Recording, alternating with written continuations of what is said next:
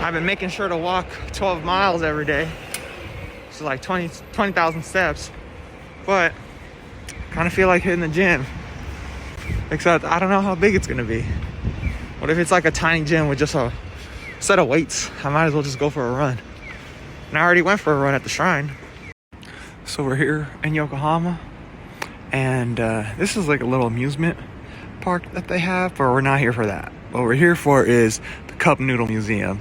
So down the road a little bit, there's the Cup Noodle Museum where you can make your own flavor of cup noodles. So that's what we're gonna go out to do. I feel like I'm inside a cup of noodle right now.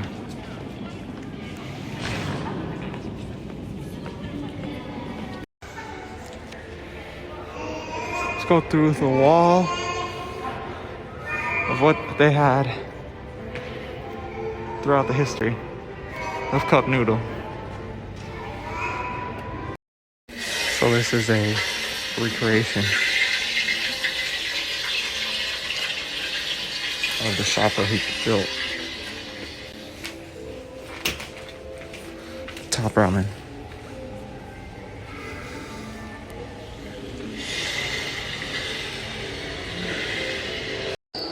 So, instant noodles were made by Momofuku Ando. So, you can read here, 1958, he created the chicken ramen. And then in 1971, he observed Americans pouring hot water, breaking up the noodles and then pouring it into hot water in a cup, and then decided to make cup noodles in 1971. And then in 2005, he created space ramen. And then he died in 2007.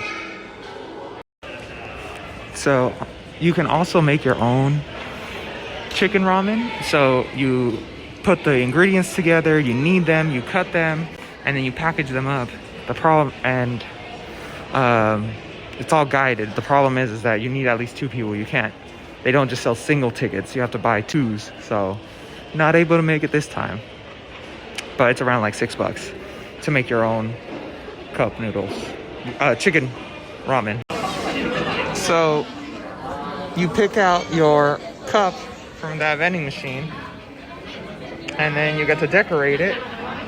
Afterwards, we get to pick out which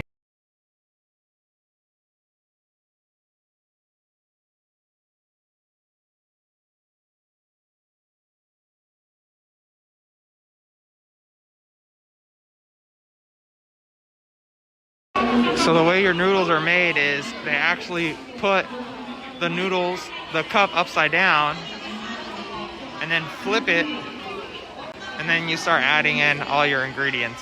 So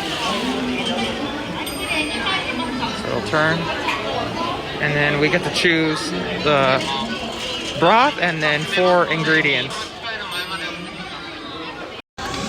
So here's the broth that you can pick, the chili, the normal flavor, the seafood or the curry, and then 4 different ingredients. Then here they'll put the top on, and then saran wrap it closed. So we'll now go through this little heat. That way it is now saran wrap closed. So here you can see it was sealed tight, and then we're just gonna add the bag to pump it up. That way it doesn't break while we're traveling and get home. So now we got our cup of noodles. Hopefully we don't lose it like the tripod. So since we haven't had breakfast yet, we're gonna come in here to try noodles from around the world. So we're gonna do pasta from Italy. We're gonna do cold ramen from Korea, pho from Vietnam, tom yum from Thailand. And so we're gonna get to try all 8 of these. So it looks like each spot has its own little vending machine that you get to pick. So this one is Thailand, so tom yum. So it's $5 for like that little bowl. I think it's a half serving, and then you can get a drink as well. All right, so each one of these is about $5, and then you can also get like a specialty drink from that area. And I got the Tum Yum, which was the spiciest one. It's got me leaking, but they had a bunch of spice in it. It wasn't as balanced as Tum Yum that I've normally had. And right now I'm trying the beef ramen here. And then I'm thinking one more. And it's either I was thinking maybe I should do the pho or this one. But I'm not sure. Thinking about it. Because I'm not really a fan of cold noodles. And then I'm not going to have that pasta. This one kind of gives me the same vibe as the Tum Yum. So it's not like it's going to have a different flavor. It's going to be like a seafood based. And then this one down here. Maybe that one, since it looks... it's nothing I've ever tried or seen. So I ended up going with the Indonesian little noodle stir fry. And the best one was the Chinese beef noodle one. But they also have cup noodle flavored ice cream. So there's like regular cup noodle, and then they have the curry one.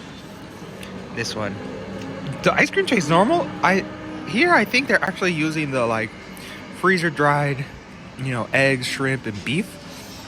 Because it actually has that flavor. So as you can see, the spot is supposed to look like a rundown Chinatown outdoor market.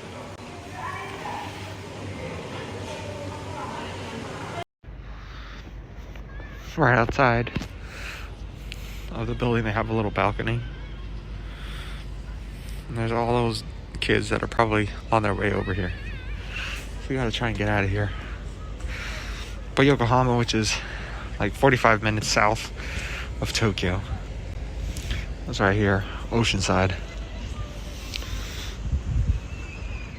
We're gonna head a little bit further south towards that Queen Marathon thing for some more activities in a little bit. So at the other museums like Sapporo and Asahi Place, you're able to buy like a box, like a huge carton of that beer specifically from that place, and then ship it over.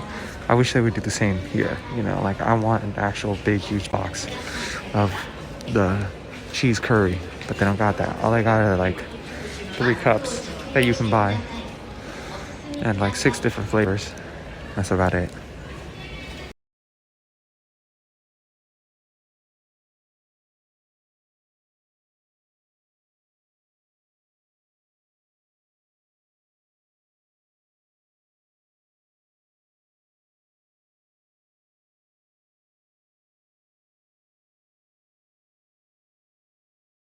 So we've made it to the next location. So next to the fountain area that I took a video of, there's a rose garden here, right by the port, and we're heading over there to the Gundam factory, where there is the newer Gundam over there. So we're gonna go check that place out. While I was walking, got to pick up something, so I picked up a little latte. You can see it's light on the milk, light on the sugar. It was pretty good, because the other ones that they normally sell are just like black coffee, and I need a little sugar, a little cream in there, so that one's pretty good.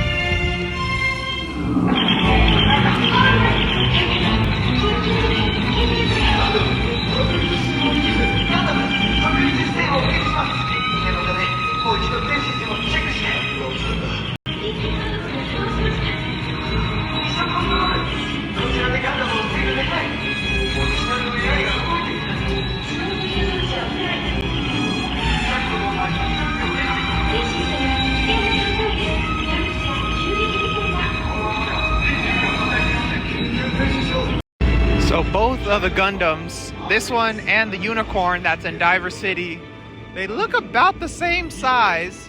It's $16 to get in. but they give you Gunpla. They give you this one with your ticket.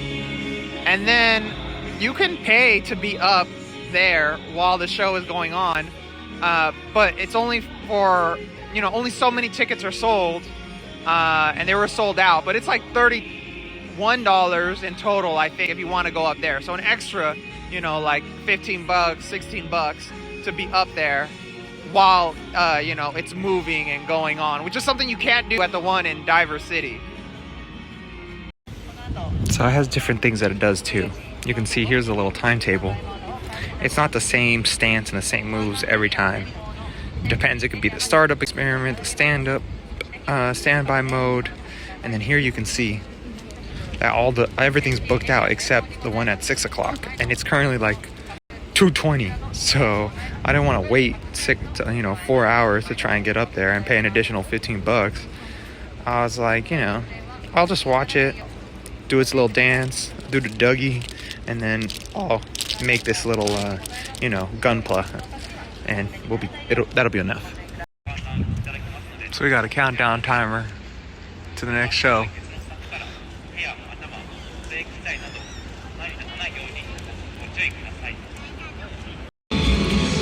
So we saw the startup. This is the standby mode here.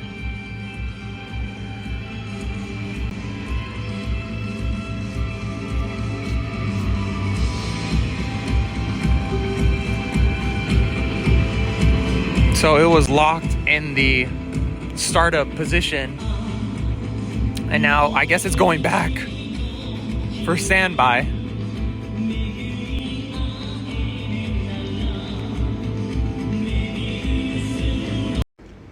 So for standby, they just moved those little things back in front of him and then turned off the lights because he had green eyes. So I basically just powered him down. And now the next show is in a couple minutes, 30 minutes, I think. So we'll walk around, go look at the shops while we wait for the next show, which is the last of the three, because there's 3 different shows that you can see, and so we'll watch the last show, and I'll post that so you guys can see the 3 different ones. So here you can see I'm at the one in Yokohama, and then the Tokyo one, which is the one that you can go to for free at Diver City, is right up there. So it's not that far. They even have a robot that builds one of the Gundams, puts them over here. That's wild. It's got a little working station. This robot is dialed in. Look, he's putting it on the stand.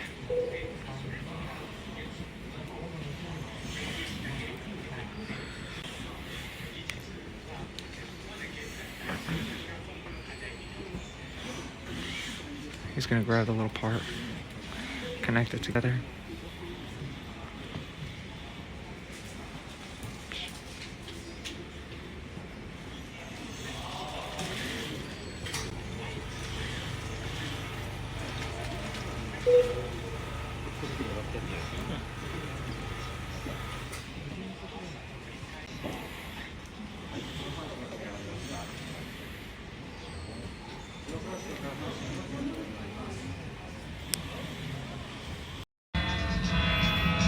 Alright, this is Awakening. Last one. Mission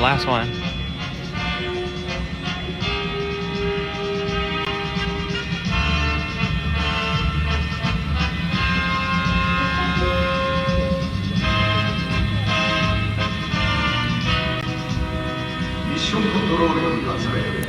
これよりマグネットコーティング可能実験を開始する。ガンダムは待機モードへ移動。速やかに待機。Oh man, yeah, this one's way better. It's way cooler to see him. His whole body moves. He steps around. This is probably the best demonstration of the 3. Because on the first one, he just kneeled down and then came back up. And then the second one, he just kind of went back in.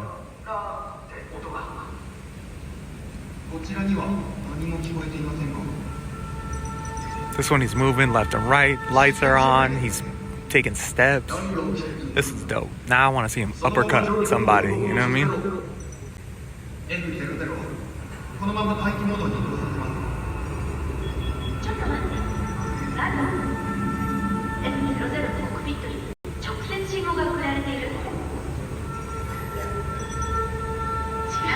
この信号 Oh, he's gonna kneel. He's still gonna kneel. コックピットから発信されている。 Nice video from the Rose Garden.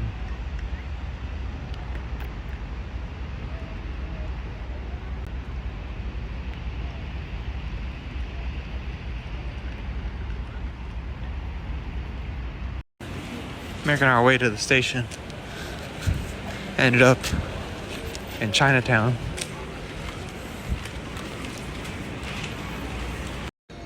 So while walking by, found some soup dumplings. But they're like baked? Not entirely sure. But they're good. They're like packed with meat and soup. So I'm trying to get to the station, but I remember that I've been craving melon pan, you know, and it's basically just Japanese sweetbread. And I was like, is there any place close to the station? There's this place because it's a bakery. Other spots that I've been going to is just like already sealed. And normally it's like has the pattern like it does on pan dulce. But this one was different. It has like it's completely covered in it, and man, it's good. This is the one thing where it's like this one is sweeter. Melon pan is generally sweeter than pan dulce, and it's good. It's good. All right, so I've never been to Akihabara, so this is the first time for both of us. So we're here to walk around, get our steps in, do weeb stuff.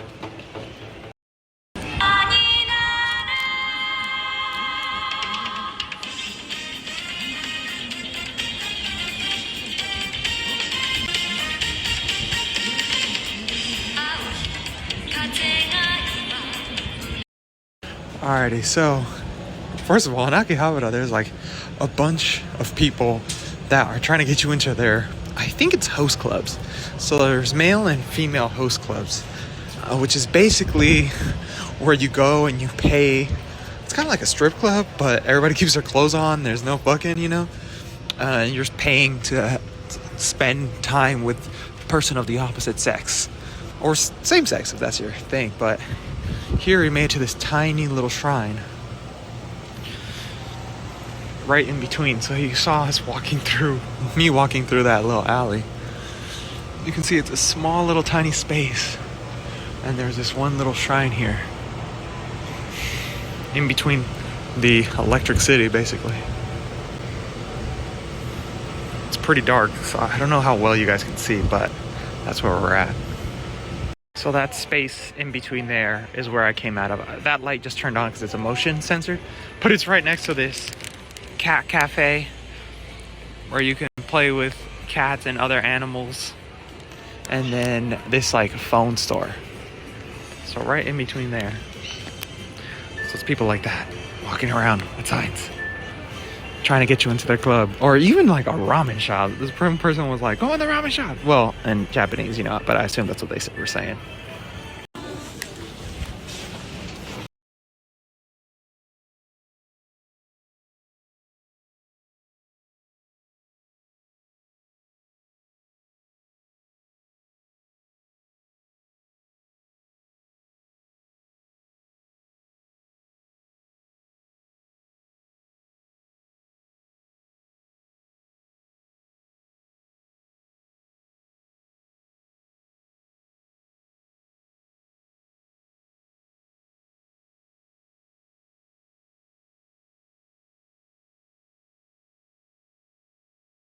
So the place also has a bunch of maid cafes.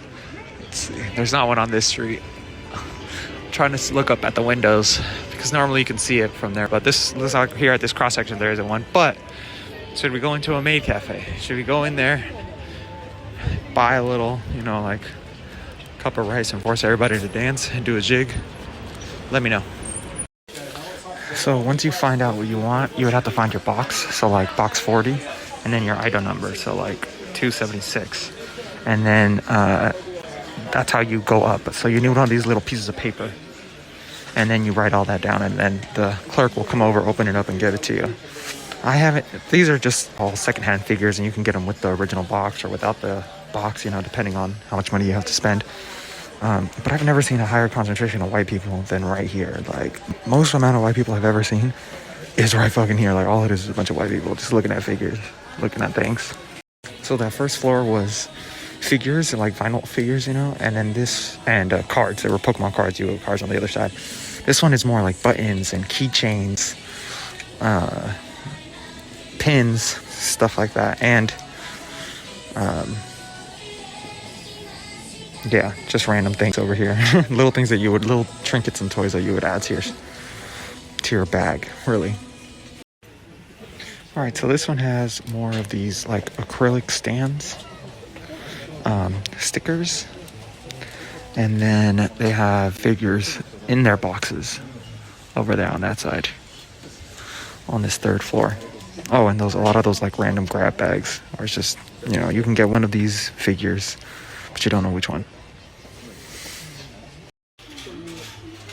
So this floor is basically kind of like a GameStop, but there's some of these titles I have never seen. Like, even though this is for PSP, I've never seen this Gundam game. So it must be some things that are only exclusive. Oh, here's the original Pocket Monsters. So that's the original Pocket Monsters right there.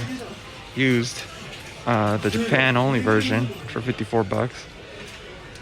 And then they have also just singles if you don't want to pay for the box, like that one, Metroid. That one's just a single out. And these down here, you got Wario Land for like $4. No box, just the game. So they got Pokemon cards, Dragon Ball Z cards, cards of all prices. So you can see this one, like this one right here, is basically a $400 card. That was a $550 card. But right next to it, there's like this card. It's worth $6, $6.50, you know. And they have like, you know, dual stations that are huge. Well, tournament areas, you know, where you just sit down and, you know, you can card battle other people. Let me see if I can get over there. So here's the game. This is where you can go and just duel other people on your favorite card game, whatever it may be. If you need a deck, you can build it right here. They got everything. Oh, no. Let's see. I didn't get to the 10th floor.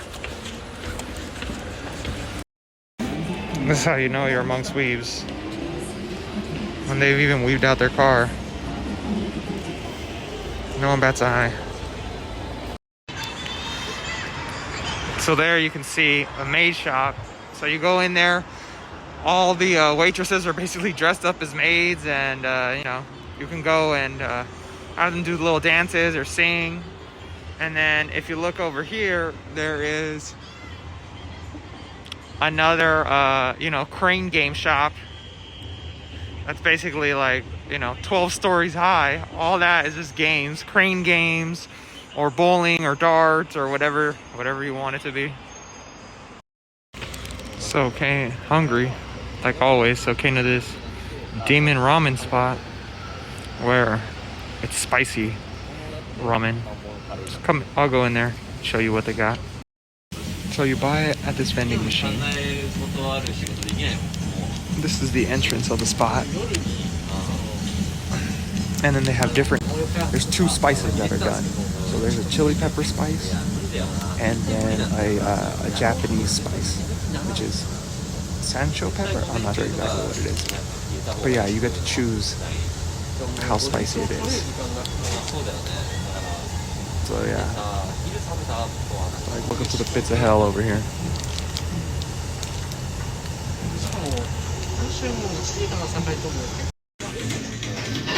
So we got a bunch of Oni masks here.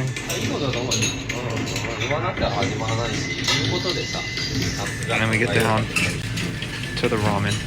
I can already tell you this is gonna be good. The pork ribs that are in there, ooh, got high expectations.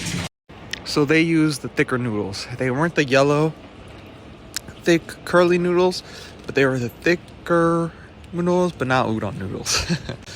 And it was great. If you really like spicy, then that's probably a good spot. I mean, look, their eggs are perfect. Like, everything is kind of at a bit of a baseline. Like, you know what to expect with the egg. Like, the eggs are always going to have that custard in the center. They're never going to be like completely hard boiled like they are in the States. Every egg is going to look exactly the same. It's going to have custard on the inside. It's going to be cooked to perfection. It's going to be a seasoned one. You know, it's going to be like that. And then the broth in there is going to be great. It's the other things that they add to it. So like this one, the chashu, like I said, that one had like a some type of glaze that was put onto it when it was cooked, and man, that thing was super soft, plus that flavor that you get from the rub or whatever that's on it. And some of that also goes into the broth as well when you're eating it. So I put less, and it was less. Like, that was the tom yum at the other noodle spot was spicier than this, and everybody there was leaking. So I feel like I could have gone up to the medium spice, and I would have been fine. But it was good. It was good, especially if you like spicy ramen. So I would have no problem coming here again. I thought it was really good.